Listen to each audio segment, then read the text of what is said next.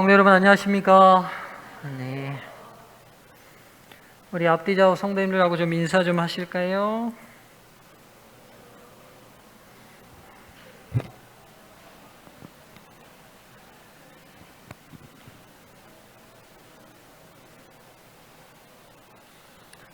예, 우리 지난 안식에 처음 참여했던 우리 정은지 자매 환영합니다. 본인 이름이신 건 아시죠? 네, 잠깐 좀 일어나실까요? 그 자매 언니들도 다 일어나시죠?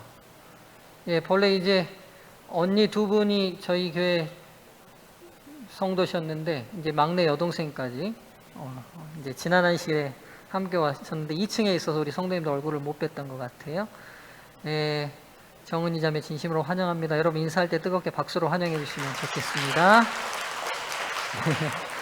네, 앉으시죠. 바이블볼 61번, 62번, 63번 말씀, 이번 주 말씀 읽고 시작하겠습니다. 아모스 3장 7절 말씀입니다. 시작. 주 여호와께서는 자기의 비밀을 그 종 선지자들에게 보이지 아니하시고는 결코 행하심이 없으시리라. 아멘.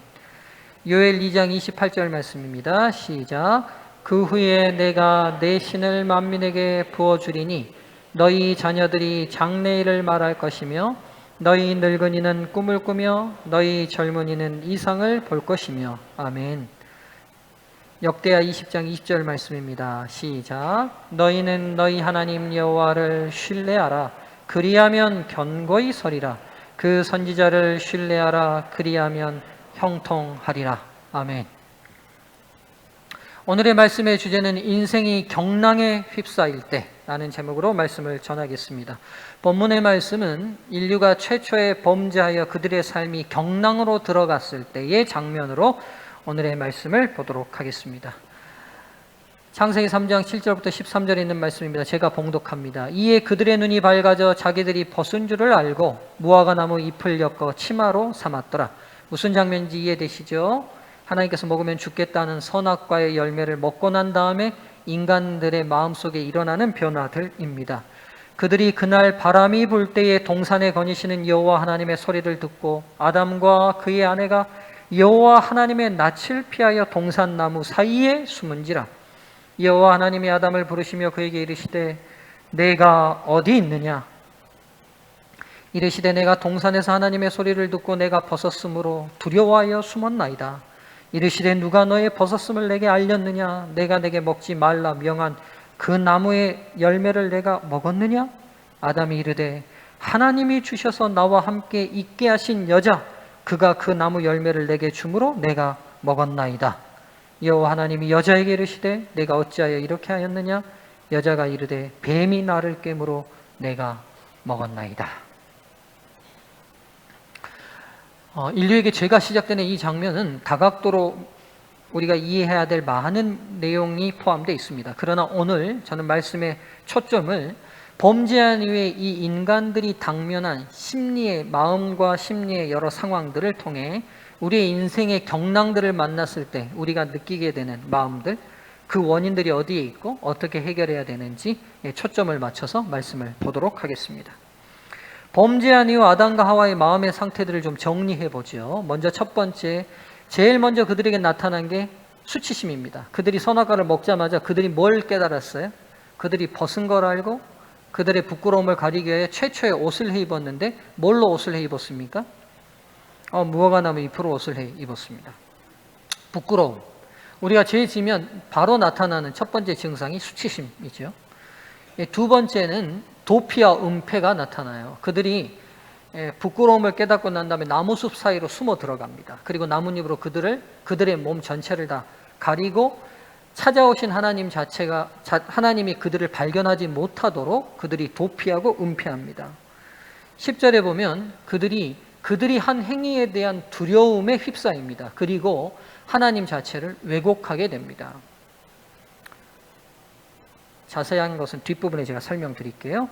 마지막 이제 11절에 나타나는 게 전가. 아담이 뭐라고 얘기해요? 하나님이 주신 여자 때문에 먹었습니다. 여자에게 책임을 전가하죠. 원망.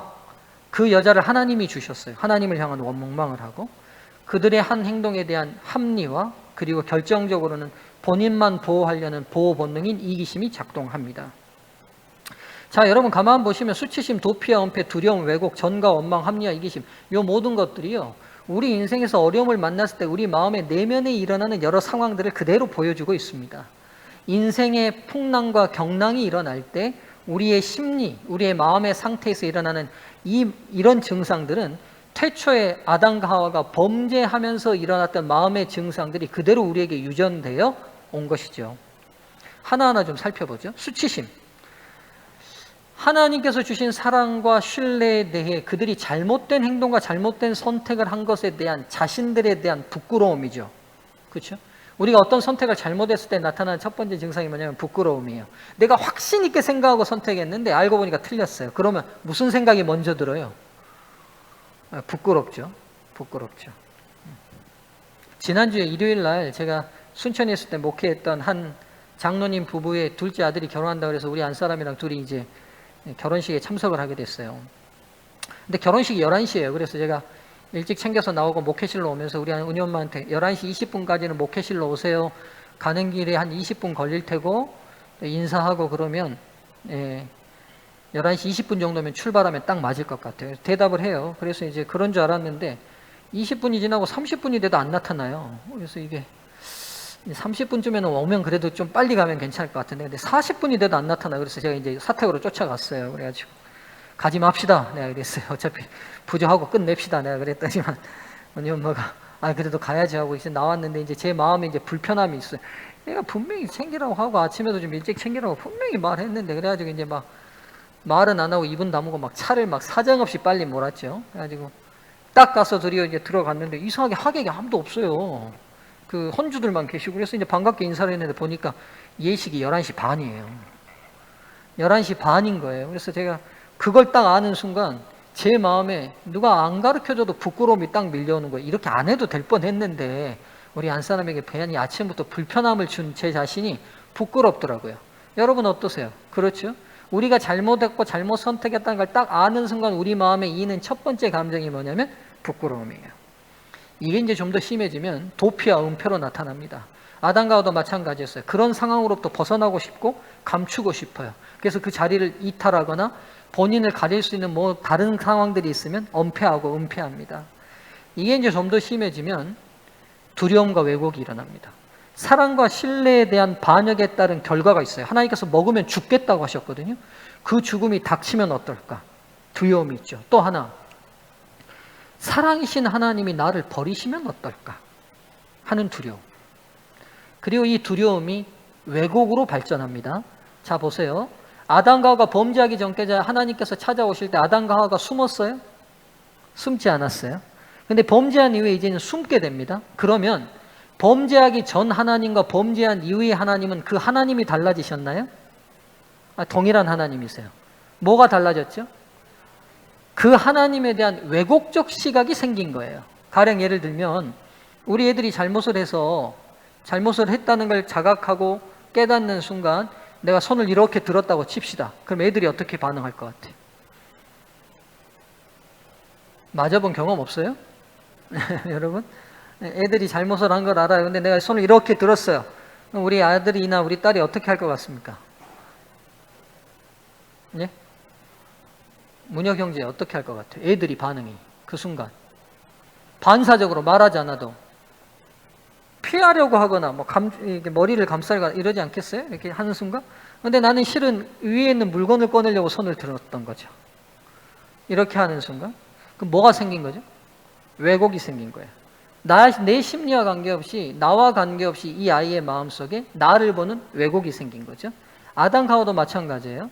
하나님 자체가 두려운 분이 아니라 범죄하고 나니까 이분이 두려운 분으로 왜곡이 생긴 거예요. 상대를 왜곡해요. 마찬가지로 인간관계도 다 마찬가지입니다. 여러분 왜곡이 생기면 이 사람이 아무 의미 없이 한 행동이 나에게 저 사람 나 무시하는 건가? 하는 생각이 들게 되죠.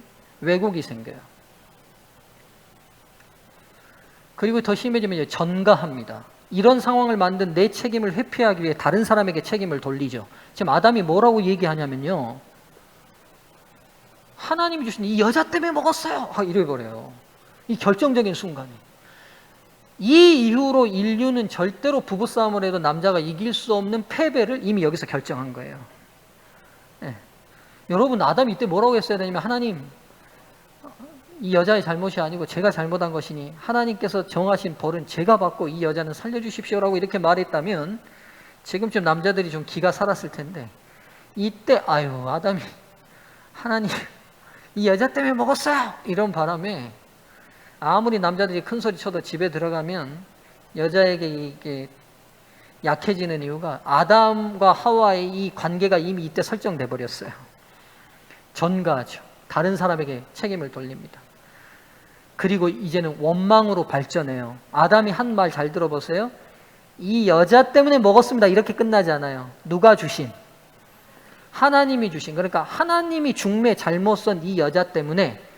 그러니까 여러분, 부부간에 불편하면 무슨 생각하냐면 부인들이 아유 그때 나 중매해준 그 친구 원망하게 돼요.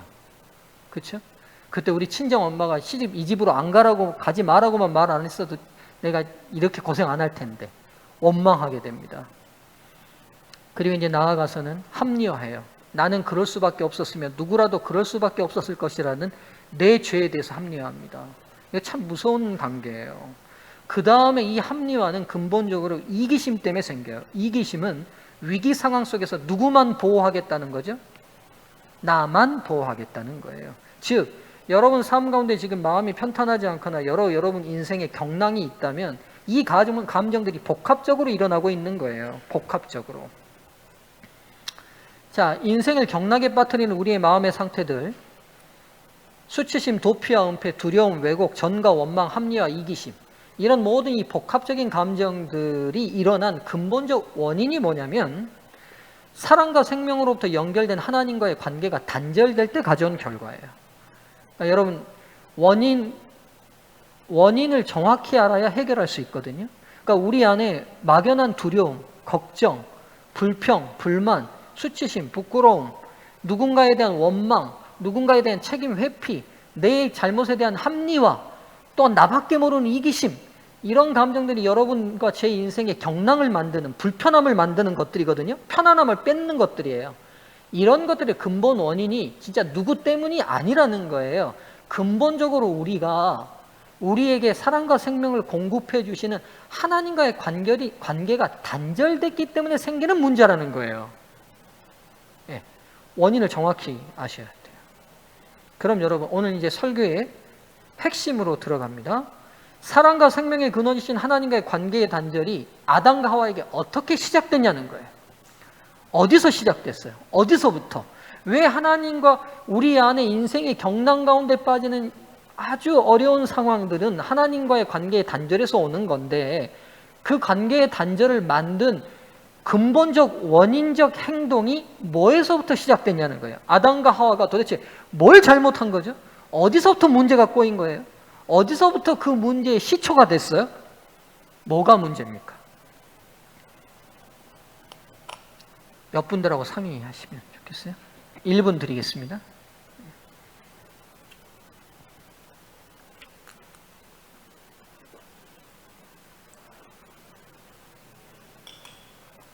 어렵게 생각하지 마시고 성경 본문에 충실하게 보시면 돼요. 몇 분들하고 얘기해 보십시오. 얘기할 때는 얘기하세요. 예, 얘기하지 말할 때는 하지 마시고. 예, 꼭 반대로 하시더라고요. 설교 한참 하고 있으면 그 옆분들하고 얘기하시는 분들이 있어요. 또 할 때는 또 안 해요. 또 저를 뚫어지게 봐요. 이거 참 무슨 심사인지 제가 잘 모르겠네요. 옆분들하고 얘기 나눠보세요.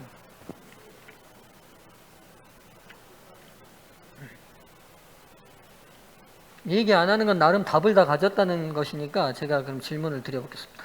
제가 사랑하는 우리 정은이에게 김정은 자매께서는 어떻게 생각하십니까? 아담과 하와가 근본적으로 하나님과의 사랑과 생명의 관계를 단절시키던 그 시초가 어디서부터 시작됐을까요? 어디에 있을까요? 정말 이렇게 천진난만한 눈빛으로 나를 보면 내가 어쩌라는 거죠? 지금 눈빛으로 저에게 말을 하는 겁니까? 예.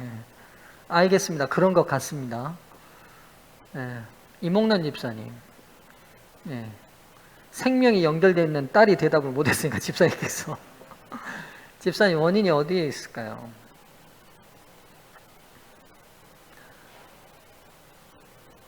여러분 지금 다 아셔요. 다 아시는데 지금 대답을 안 하시는 거예요. 한 번만 더 물어볼까요? 이럴 때 콕 눈 피하시는 분들 많아요. 제가 보면. 이강규 집사님.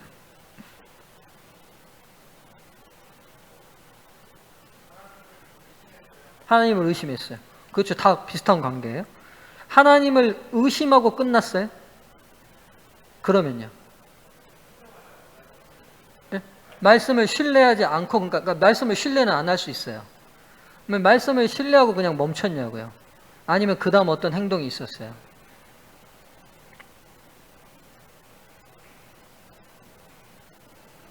자, 집사님 답을 아셔요. 지금 다 여러분도 아셔요. 아담과 하와가 먹으면 죽겠다는 하나님의 말씀을 의심하고 믿지 않았어요. 대신 뭘 믿었어요? 먹으면 죽지 않는다는 누구의 말을 믿었어요? 맞아요. 지금 우리가 하나님을 의심하고 불신했다는 건 다 아는데 정작 더 중요한 게 뭐냐면 그가 누구의 말을 믿었다는 게 더 중요해요. 여러분 제가 지금 두 번째 설교하는데도 지금 열과 성을 다하는데 이렇게 반응 안 하실 겁니까? 네. 자, 다시 질문할게요. 아담과 하와가 하나님을 의심하고 불신했다는 것을 우리가 다 알고 잘 말해요. 근데 문제는 아담과 하와가 하나님을 의심하고 불신하는 것에 멈추지 않았다고요. 누구의 말을 믿었어요? 사탄의 말을 믿었어요. 이게 문제예요. 그들은 사탄의 거짓말을 믿었습니다. 자, 보세요. 하나님을 의심했다면 의심할 수 있어요. 그럼 그 의심을 품고 있을 뿐이겠죠. 왜 이거 먹지 말라고 했을까? 하고 말았을 거예요. 근데 이들이 따서 먹은 건 왜 먹은 거예요? 사탄이 뭐라고 했어요? 먹어도 죽지 않겠다고 말했어요. 그렇죠? 그러니까 의심과 불신에서 그들이 단순히 하나님의 말씀을 의심하고 불신한 것뿐만이 아니라 사탄이 한 거짓말을 믿어버렸기 때문에 문제예요. 즉 인생의 경랑과 풍랑이 만들어지는 중요한 원인은 어디서 시작되느냐? 잘못된 거짓말을 믿을 때 시작되는 거예요.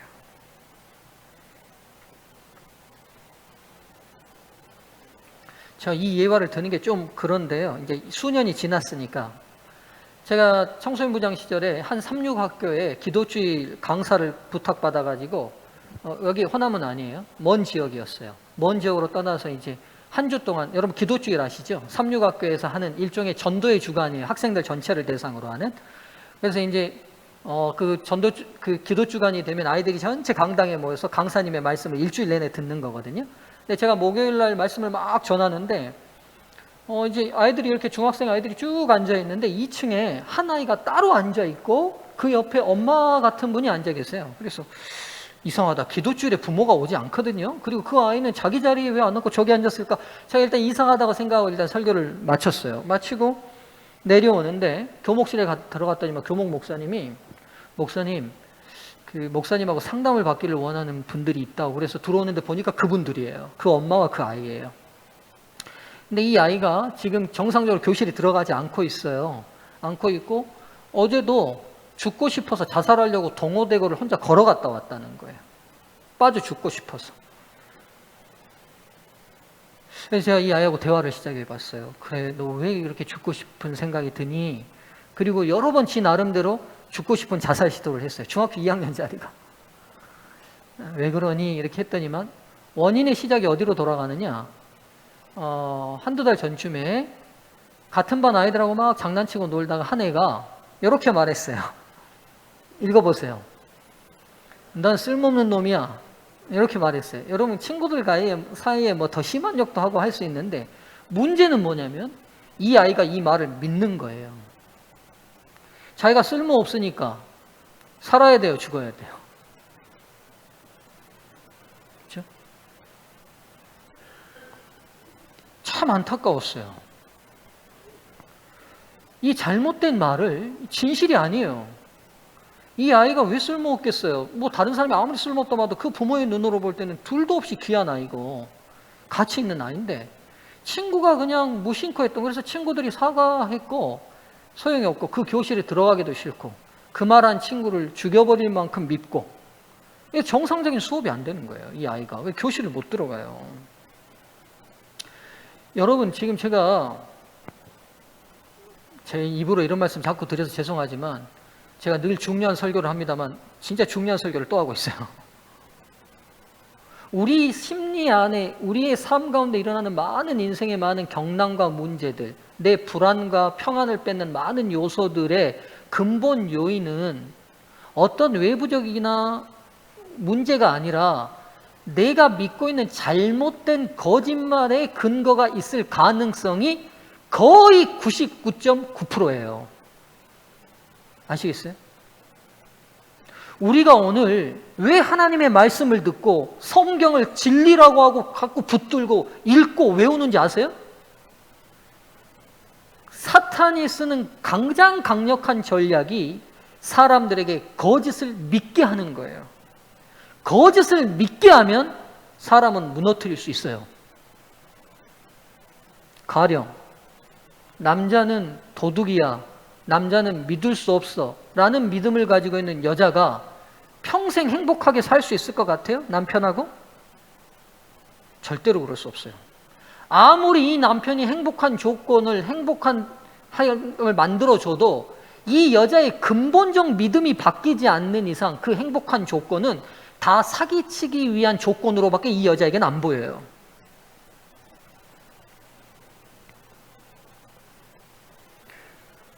엔젤라 더크워스라는 펜실베니아 대학의 심리학 교수입니다. 이 여인이 굉장히 유명해졌어요. 우리나라에서도 이제 소개된 지 꽤 몇 년이 됐는데 한 2017년 정도에 시작했는데, 이 그릿 지수라는 특별한 성공의 키를 찾아내는 이 책이요. 놀랍더라고요. 제가 이제 설교 준비하면서 이제 저는 그 전에 알았는데 다시 한번 찾아봤더니 우리나라에서 100세가 인쇄가 됐어요. 100세. 굉장하죠. 이 엔젤라 더크워스라는 여인이 이제 테드라는 프로그램에 나와서 이제 설명을 하는데, 자기가 한 연구를 하버드 대학에서 진행된 한 실험을 소개합니다. 이게 러닝머신 실험이에요. 학생 130명을 대상으로 최대 속도로 러닝머신을 5분 동안 달리게 한 실험입니다. 아주 단순한 실험이에요. 이 실험은 끝났고요. 이 실험에 참여한 130명은 일상으로 돌아갔습니다. 그러나 진짜 실험은 이제부터 시작이 됐어요. 이때 참여했던 130명의 20살 이 하버드 대학 대학생들을 몇 년 동안 추적했냐면 40년 동안 추적했어요. 참 이 미국 이 연구하는 거 보면 대단해요.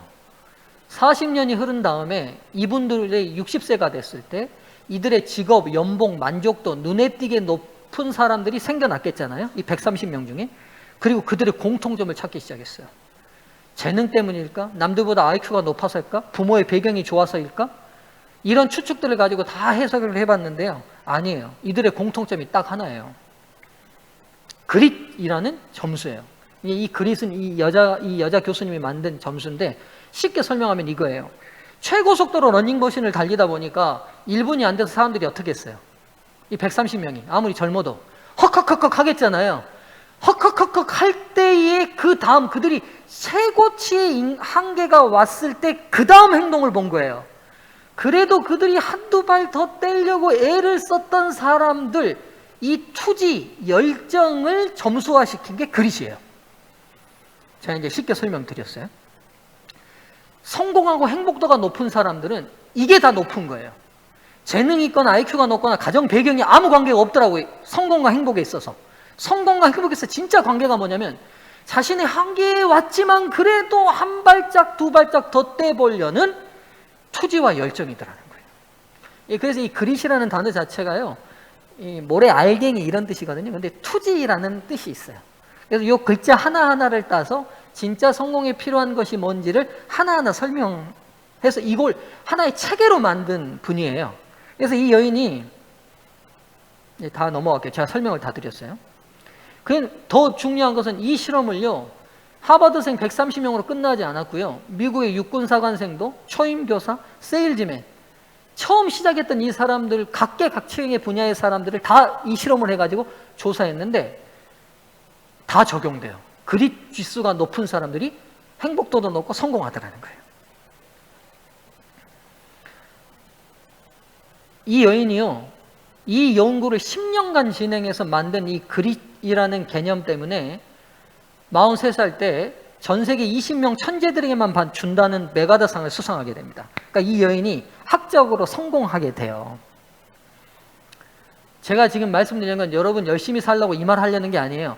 이 앤젤라 더크워스가 성공의 열쇠가 타고난 재능이 아니라는 이 연구에 10년을 열심히 매진한 이유가 뭐냐는 거예요. 제가 그 이유를 설명하려고 그래요. 그 이유가 있어요. 이 여인이 이렇게 열심히 연구한, 도대체 성공의 열쇠가 뭐냐, 이걸 찾으려고 연구에 매진한 이유가 있는데, 그 이유가 뭐냐, 이 엔젤라의 아버지는 어렸을 때부터 엔젤라에게 늘 이렇게 말했어요. 네가 아무리 내 딸이긴 하지만 머리가 나쁘니 성공하기 어려울 거다. 이 아버지는 재능과 IQ가 성공과 직결된다는 믿음을 가진 분이었나 봐요. 그래서 이 아이가 어렸을 때 보니까 별로 탁월하지 않아. 그러니까 자기의 믿음대로 이 아이에게 계속 말한 거야. 뭐라고요? 니는 뭐 못한다. 뭐 못한다? 성공 못한다. 뭐가 안 좋아서? 머리 안 좋아서. 이렇게 말한 거예요. 계속. 넌 머리가 안 좋은 편이야. 재능이 없으면 평생 성공하지 못한다고. 이게 아버지의 믿음이라고요. 머리 안 좋으면 성공 못한다고. 이걸 반복적으로 들었어요. 이게 이 심리학자에게는 평생의 트라우마가 됐어요. 그래서 진짜 성공이 재능과 머리하고 관계 있는 연구인지 내가 진짜 들여파서 연구 한번 해보겠다고 이 연구한 거예요. 그래서 성공했어요.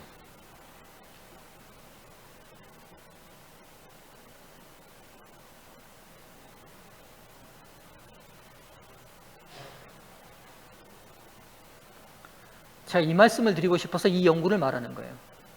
그녀가 진정 성공한 이유는 머리가 나쁘면 성공하지 못한다는 아버지의 믿음, 이 아버지의 거짓말을 믿지 않았기 때문에 시작할 수 있었어요. 맞습니까? 이 여인이 열심히 노력한 이유가 뭐예요? 아버지의 믿음을 믿었다면 노력했겠어요? 아버지가 믿는 믿음, 머리하고 재능 나쁘면 성공 못하라는 그 믿음이 이 여인의 믿음이 됐으면 노력했겠나고요. 여러분, 그래서요, 뚱딴지 같은 이야기 하지 마세요. 무슨 말, 열심히 살아, 그렇게 성실하게 살아. 여러분, 죄송한데 그가 믿는 기초적 믿음이 잘못되어 있으면 열심히 살 수 없어요. 성실하게 못 살아지는 거예요.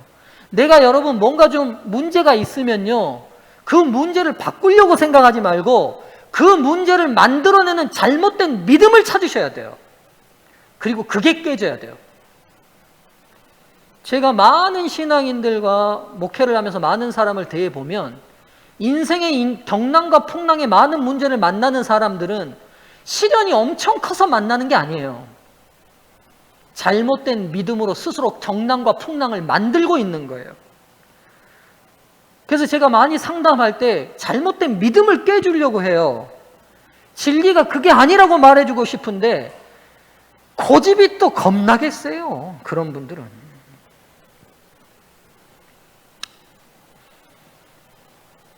진짜 여러분, 제 하나님 말씀이 얼마나 감사합니까? 삶의 문제를 얘기해주는 데는 많아요. 심리학자들도 다 말해줘요, 여러분. 여러분, 뭐 수치심 이거 없애려면 뭐 어떻게 하세요? 심리학 책 보세요. 다 있어요.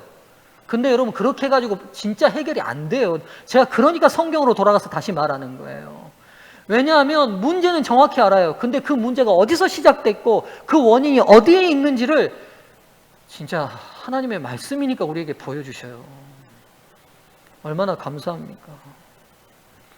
예를 들게요. 저를 멀리 가지 맙시다.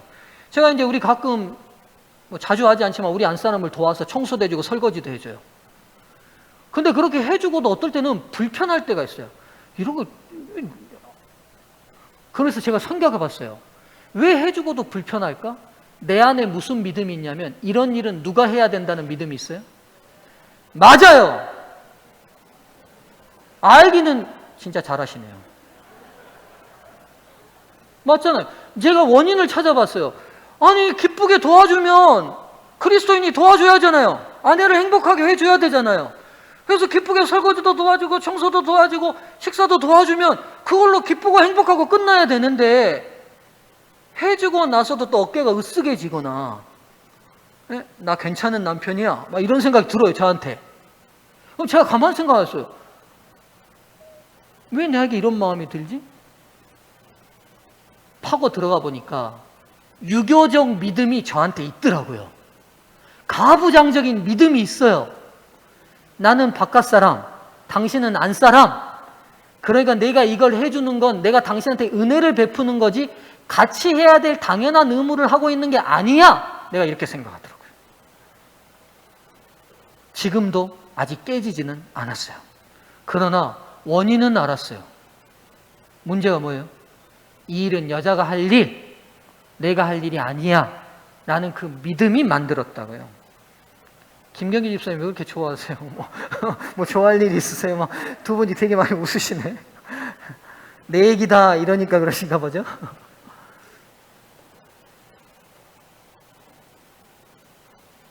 여러분, 인생의 경랑은 사탄의 거짓말을 믿는 것에서 시작됩니다. 평안이 없으면 평안을 주세요가 아니라, 하나님, 저에게 잘못된 믿음이 있는지를 깨닫게 해 주십시오라고 기도하시면 돼요. 저희 안에 일어나는 인생의 경랑도 거짓말을 믿고 있기 때문일 수 있습니다. 순간순간 우리 입술에서 이런 말들이 나오지 않는지 돌아봅시다. 하나님도 나 같은 사람은 포기하실 거야. 이거 진리예요, 거짓말이에요? 거짓말이에요. 근데 우리 교인들 중에 이런 의식 꽤 있어요. 아이고 이렇게 신앙했는데 안 바뀌는데 하나님이 나 같은 사람 포기하시고도 남지, 이렇게 생각. 여러분, 그렇게 뱉는다는 건 그런 믿음이 있는 거예요. 여러분, 근데 성경의 진리는 뭐라고 그러냐? 우리가 하나님을 포기하지 않는 이상 하나님은 결코 우리를 포기하지 않으세요. 이게 진리예요. 근데 우리 안에 믿는다는 핑계 안에 잘못된 믿음을 우리 스스로 길러내고 있어요. 하나님은 왜 나에게만 벌을 주실까? 왜 하나님은 다른 사람 복 주는데 나는 복도 안 주실까? 그럼 하나님 차별하시는 분이에요? 우리 안에 그런 믿음이 있다는 걸 고백하는 거잖아요.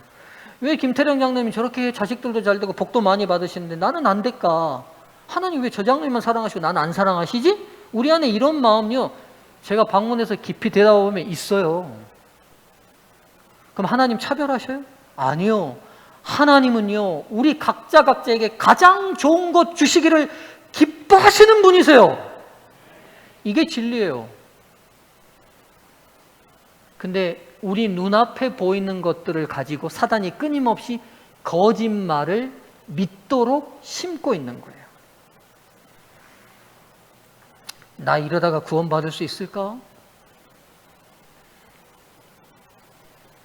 우리는 우리 스스로를 절대로 구원받게 못해요. 하나님이 해주시는 거예요. 이게 진리예요. 나는 어차피 안 될 놈인가 봐. 청년들 혹시 이런 생각 하실 수 있어요. 나는 뭘 해도 안 돼. 시험 한 서너 번 떨어지고 나면 이런 생각 들 거예요. 여러분, 걱정하지 마세요. 스스로 안 된다고 믿기 때문에 안 될 가능성이 큰 거예요. 믿으세요.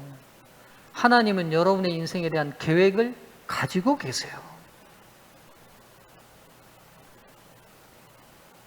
제가 우리 안사람 만나는 거 다 계획이 있으셨으니까 만났을 거 아니에요. 제가 결혼 못 해가지고 엄청 힘들었다니까요. 하나님은 왜 전도사들 다 결혼하는데 나만 안 시켜주시냐고 내가 그렇게 생각했어요. 근데 다른 전도사 사모하고보다 월등한 사람 만나게 하시려고 기다리게 하시더라고요. 네. 제가 우리 안사람에게 쓰는, 우리 안사람에게 하는 말인데 제가 오늘 공개하는데 사모계의 전지현이라고 제가 말하죠.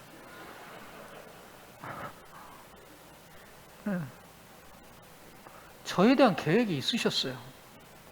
근데 그 계획이 이루어지지 않는 동안 믿음으로 기다리면 되는데 불신으로 기다렸어요. 누가 나 같은 사람 좋아해 주겠어? 결혼 정년기에 있는 청년들 그런 생각 들 때 있을 거예요. 저도 그랬어요. 나 같은 사람 누가 좋아해 줄까? 아니에요, 여러분. 세상에 여러분을 미워하는 한두 사람은 있을 수 있으나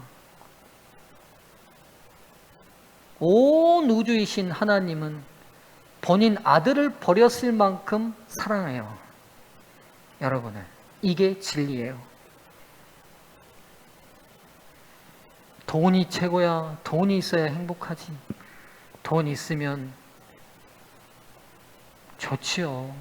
그러나 여러분, 돈이 최고까지는 아니에요. 돈 있어도 불행한 사람 너무 많아요. 근데 사단이 이 거짓말을 믿게 해요. 그래서 돈 때문에 더 중요한 사랑의 관계들을 다 깨트려 버려요. 부부싸움 할 때 가만 생각해 보세요. 돈 많을 때는 싸웁니까? 안 싸웁니까? 대답해 보세요. 사업 잘 될 때는 안 싸워요. 돈 없어지면 싸우죠. 우리 안에 그러면 원치 않지만 우리의 믿음이 드러나는 거예요. 우리도 몰래 사랑의 관계보다 돈이 더 최고다라는 잘못된 믿음이 있었기 때문에 나타날 수 있어요.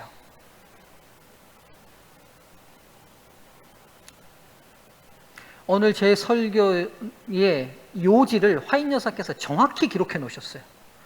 여기서부터 제 설교가 시작됐어요. 하와는 사탄의 말을 참으로 믿었으나 그의 믿음이 그에게서 죄의 형벌을 면제시켜 주지는 못하였다. 그 여자는 하나님의 말씀을 불신하였는다. 바로 이것이 그 여자를 타락으로 이끈 것이었다. 심판의 때, 여기 잘 들으세요.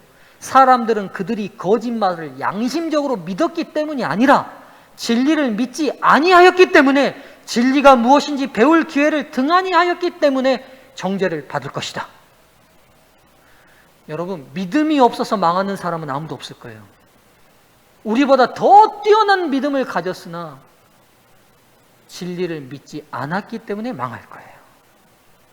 오늘 우리 애가 진리교회 이론이라는, 진리대로 성경대로 살겠다고 예쓰는 교회의 이론이라는 것을 자랑스럽게 여겨야 될 중요한 이유가 여기에 있어요.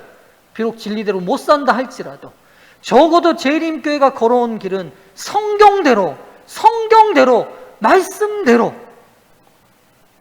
왜요? 죄의 시작이 거짓말을 믿었기 때문이에요.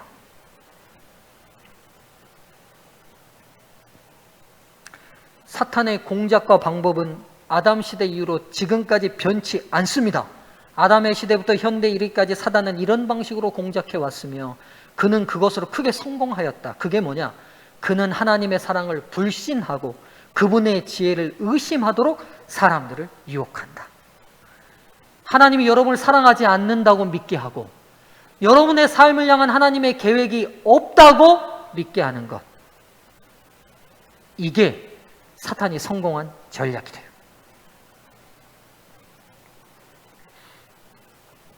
이제 설교를 정리하고 마칠게요. 갈릴리 바다에 풍랑이 일었어요. 여러분 이 이야기 많이 아시죠? 예수님은 백고물에서 주무시고 계시는데 제자들이 풍랑 속에 다 죽게 생겼다고 예수님을 깨워요. 예수님이 일어나셔서 제자들에게 이렇게 말씀하십니다. 누가복음만 이 표현을 아주 독특하게 했어요. 뭐라고 말하냐면 제자들에게 이르시되 너희 믿음이 어디 있느냐, 이렇게 말씀하세요. 얘들아, 너희 믿음이 어디 있니? 너희가 지금 믿고 있는 게 뭐니? 지금 이렇게 물어요. 지금 제자들은 이 풍랑 때문에 죽겠다고 믿는 것 같아요. 예수님은요, 내가 있는데 왜 죽어? 이렇게 말씀하시는 거예요. 제자들의 믿음이 어디 있어요? 주님이 계시기에 우리는 이 풍랑 속에도 살 수 있다라는 믿음이 아니라, 거기에 믿음이 있는 게 아니라 풍랑 때문에 죽어라는 데 믿음이 있어요. 사랑하는 소중한 성도들이시여, 여러분의 믿음이 어디 있습니까? 부디 사탄의 거짓말에 믿음을 두시지 않기를 바랍니다. 인생의 경랑은 믿음이 없어서 생기는 것이 아니라 믿지 진리를 믿지 않고 거짓을 믿어서 생기는 것입니다. 인생의 경랑에 휩싸일 때 우리의 마음 안에 믿고 있는 잘못된 사탄의 거짓말을 밀어내기 위해 진리의 말씀을 사랑하고 사모하는 예수의 제자들이 되시기를 바라며 말씀을 마칩니다.